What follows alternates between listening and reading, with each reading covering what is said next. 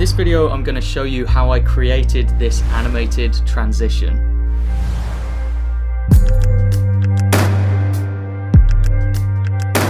Hey guys, my name is Wimshurst. Lately I was commissioned by cinematographer Pat Greenall to create an animated transition for his new short film, which is called Until a Better Time. It's a really lovely short film.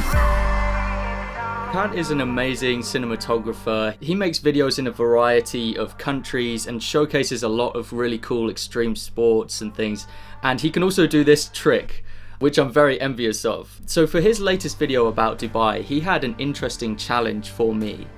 The story is about how his time stuck in quarantine made him appreciate the times when he was free to travel the world.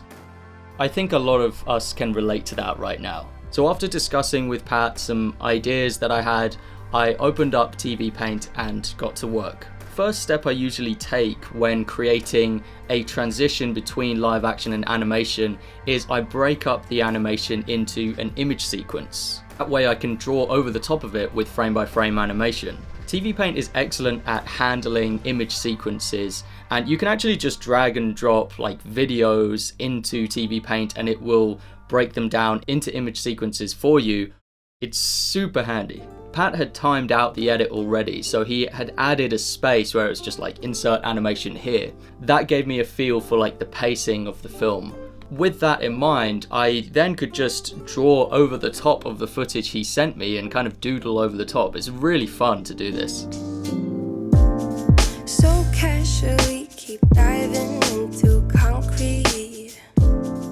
Because of the short runtime of this little piece of animation, I found that I was able to adapt my approach a little bit. I was actually able to run through the animation with 2 rough pass animation tests. This allowed me to kind of test 2 different ideas that I had in my mind.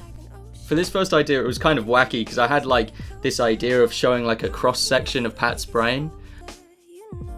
And I got this idea from these MRI scans that I found online, which I just found fascinating to look at, and I thought, yeah, I'll try it. But I think the idea was a little bit out there. For the second idea I had, it was this beam shooting out of his eye that would then form the horizon line of the cityscape.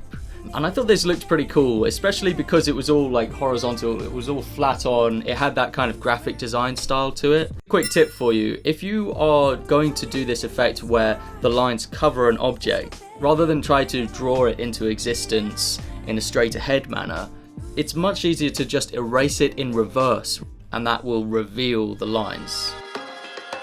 I showed Pat both iterations of this, and we decided that the I-beam version was the one that we would take forward and actually improve upon. I had a rough pass animation structure that could be the kind of backbone of the animation. It was already kind of timed out and I just needed to refine it and improve it. I kept it pretty much the same overall, but I neatened it up a little bit. I added in-betweens to it so that it was nice and smooth. I also added that color pass with the hue rising up from his head. That was using a custom brush and some masks. It was quite tricky. It took me a few attempts to get it right, but I'm glad that I did that in the end. There's this moment that you get when you're making one of these animated transitions. When you get to this moment where there's no longer any live action in the frame and it's just animation, then you're able to do anything you want with it because there's nothing holding you back. So yeah, recreating this cityscape, it took me absolutely ages. It's just something about the intense detail of all these little buildings, and you got to kind of go over them one by one and kind of manipulate them. You've got to add all the little windows with light coming through. By the way, if anyone has any really good techniques that are fast for adding those sort of windows with lights coming through, I'd love to know because I tried a few different ways and some of them were really fast but they didn't look very good, and then some of them were really good but they took forever. So I ended up going with the ones that just took a long time. But if you have any shortcuts for that, I'd love to know.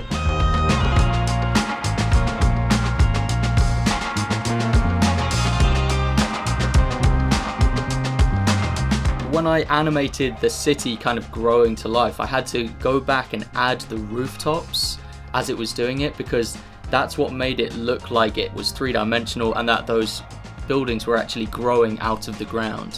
Those small touches that maybe not everyone will notice, but it's that detail that when someone does slow it down, they'll be able to appreciate, like, oh yeah, this guy really worked on this. It's like, it's got craft to it. I think that's valuable.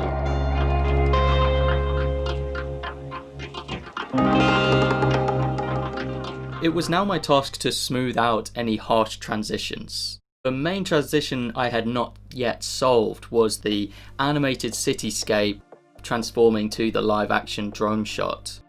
I had some past experience in doing these kind of transitions. I'd worked for a few clients where this is what they'd ask for, so I had some ideas in mind of what would work, what might not work. The idea I ended up settling on was this kind of fast transition which would come from the horizon line and it would quickly spread over the land and the sky. And just when I thought it was all done and dusted, then the real challenge began. I had never faced this problem before. So there was a part of the footage that lined up perfectly with the I-beam, because he was looking directly forward and it was just the frame I wanted to arrive on. But I had to slow it down to get to that point. And that's where the challenge came in, because it started to look juttery, because I had to slow it down onto like 5s and 6s. Now with animation, it's quite easy what you do. You just add in-betweens, you draw in-betweens to smooth it out. But you can't just draw in-betweens of live action footage. It doesn't really work that way. So I wanted this 24 frames per second footage to become like 96 frames per second. There is something you can do though, and it's called interpolating. It just so happens that there's this new open source app called Dane, which has just recently come onto the scene, and it uses a lot of very clever algorithms and artificial intelligence to interpolate frames, to render in between frames for live action or animated footage. In this case, I wanted to use it for live action footage. And then I had to composite that in with the rest of the animation and just get it to sync up. Alright, so I've got the Dane app open. This is Task Manager, showing my processes, showing the CPU and memory, current progress that it's showing. So it's going through very, very slowly, creating the frames, interpolating them.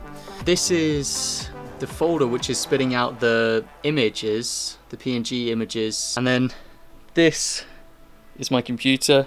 I actually, just to cool it off, I took the cover off and I've added the fan. I'm blowing air directly onto the motherboard and GPU and things, and that's working really well. It's cooling it off very nicely. So while that's rendering, there's not much I can do on my computer, and it's a lovely day outside, so I'm gonna do a park workout while it's doing this. Hopefully when I get back it will have made a lot more progress.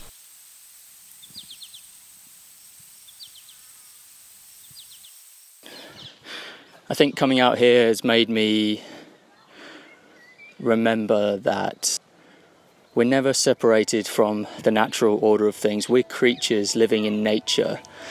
Living indoors, you kind of forget that, but you have to adapt to your surroundings. You've got to continue to improve. You can't be deterred by everyday little things or even big things. And usually, where there's a problem, or you think is a problem, if you think a little deeper about it, it's an opportunity. Hidden opportunities, good opportunities, opportunities to improve ourselves and improve the lives of others. So let's look at them, let's focus on them. What everyday people call problems. I'm in the park because the gym is closed, obviously. It's a problem that the gym is closed, right? Or is it? Because now I'm out in the park, it just happens to be golden hour. I've filmed some lovely B-roll here for your enjoyment. As well as that, I'm getting some much needed vitamin D. Whenever a big problem comes along, it comes with hidden opportunities, and I'm training my foresight to see that. And every now and then I do find a little opportunity, and it's a wonderful thing.